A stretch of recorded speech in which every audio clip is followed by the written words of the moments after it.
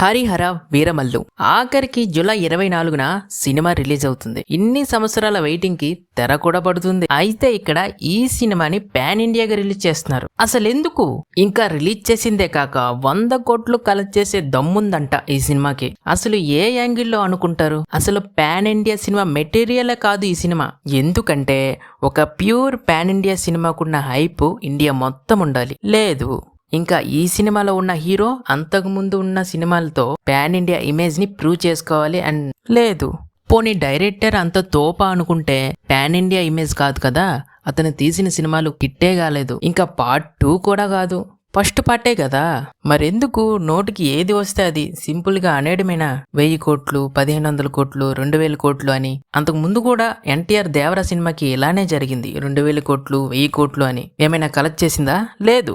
And ఈ cinema కూడా మన తెలుగులో ఇంకా ఓవర్సీస్ లోనే ఆడుతుంది, కలెక్ట్ చేస్తుంది అంతే. అండ్ ఈ సినిమాకున్న బడ్జెట్ 200 కోట్లు పైనే ఉంది. ఇంకా అది కూడా కలెక్ట్ చేస్తుందో లేదో చూసుకోండి. ఎంతైనా ఓజీ కోసం వెయిట్ చేస్తున్నా.